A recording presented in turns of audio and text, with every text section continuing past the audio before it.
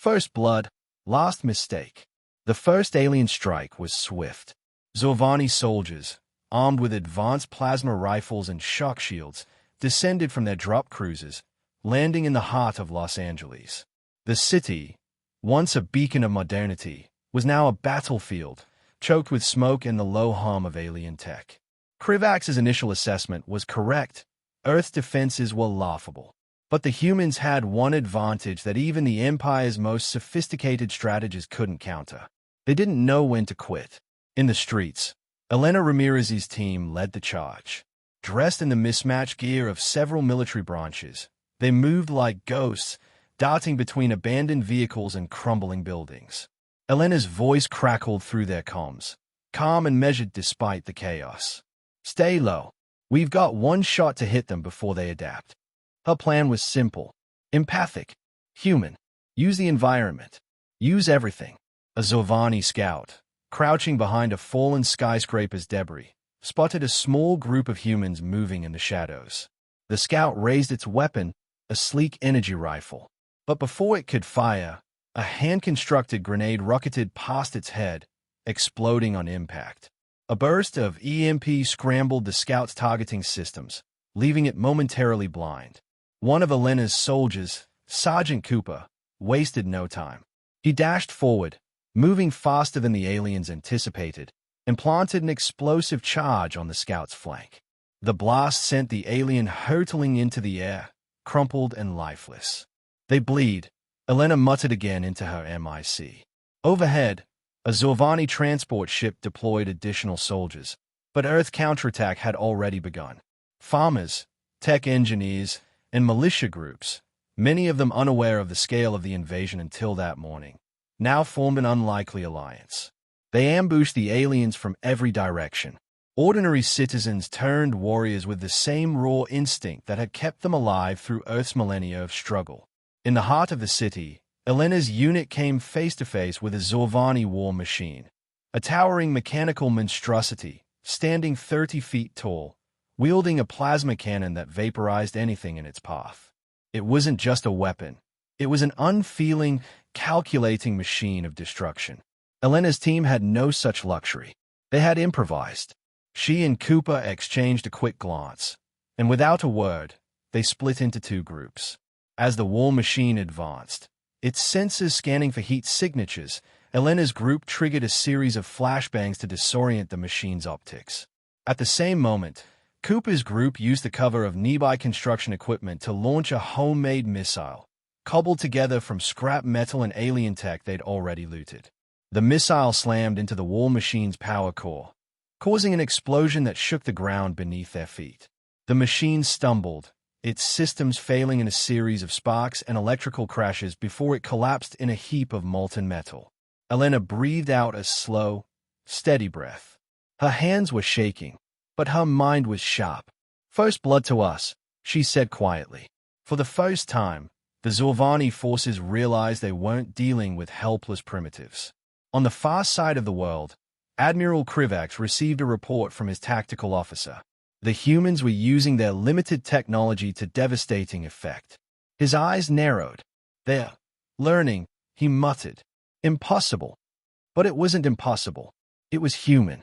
The death world turns.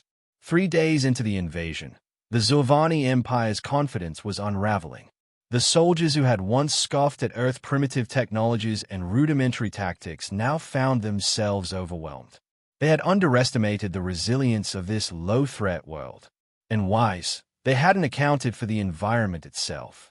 In the jungles of the Amazon, Zorvani reconnaissance teams moved cautiously through the dense canopy, their advanced armor and weapons clashing with the unforgiving terrain. Their scanners struggled to differentiate between the thick foliage and hidden traps. A sudden hiss split the air, followed by a shrill scream. A bioengineered venomous snake, one of Earth's millions of species, coiled around a Zorvani soldier's arm, its fangs sinking deep into the alien's suit. The soldier's screams were cut short as the venom's neurotoxins shut down his suit systems. Within moments, the team was decimated by Earth's wild, unforgiving ecosystem, unaware of the alien invaders' weaknesses, but fully equipped to kill them. Elsewhere, in the Sahara Desert, Zolvani forces had attempted to set up a base of operations, confident that the harsh, dry climate would offer no advantage to the humans. But they failed to consider one critical factor: human ingenuity. In the blistering heat, a coalition of surviving desert dwellers and local militia set up makeshift EMP devices, using scavenged alien tech and primitive tools. The result was chaos. A Zolvani assault vehicle, rolling through the dunes, suddenly sputtered to a halt as its systems were scrambled. The vehicle's driver attempted to override the malfunction, but the EMP pulse triggered a devastating chain reaction.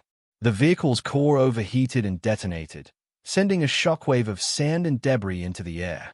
The Zolvani troops around it were thrown off balance, easy targets for the guerrillas who had been lying in wait.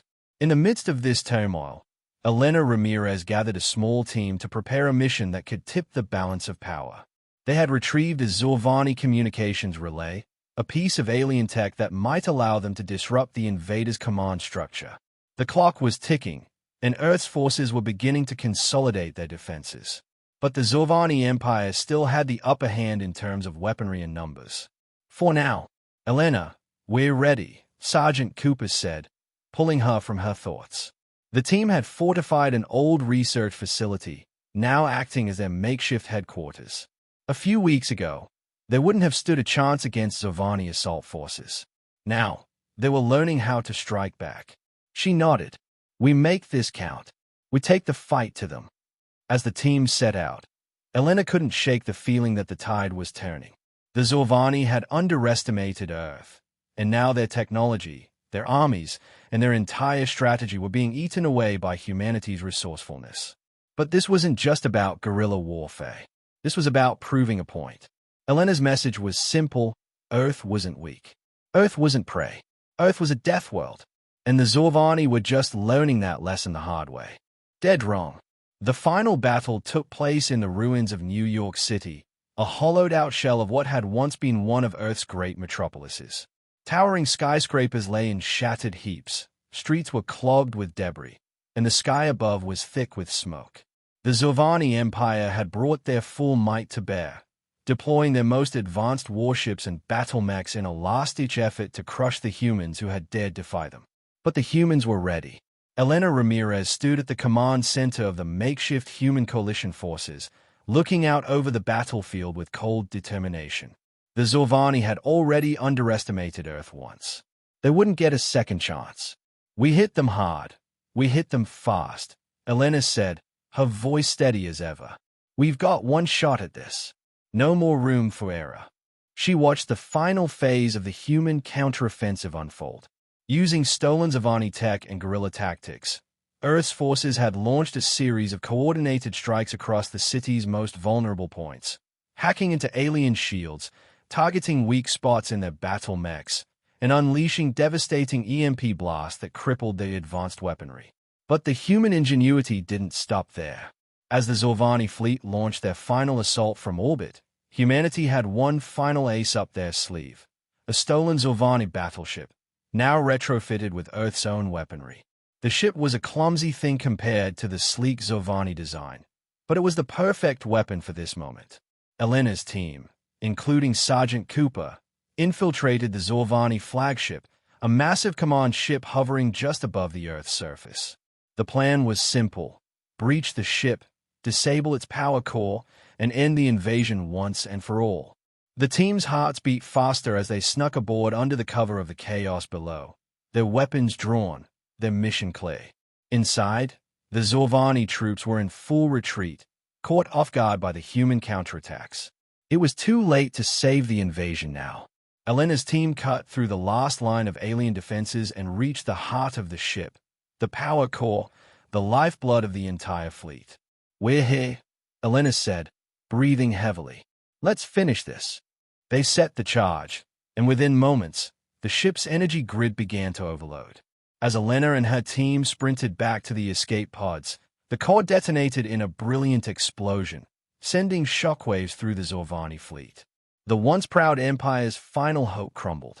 Back on Earth, the remaining Zolvani forces began to retreat.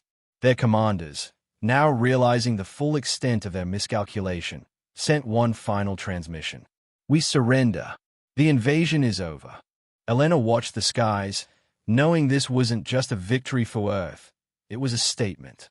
Humanity had proved that Earth was no weak, helpless planet. Earth was a death world, and anyone who thought otherwise would never make the same mistake again. She turned to Cooper, her voice firm. Prepare a message. Let the galaxy know we're not just surviving. We're taking the fight to them next. As the last Zolvani warship vanished from the atmosphere, Earth stood victorious, and humanity's message echoed across the stars.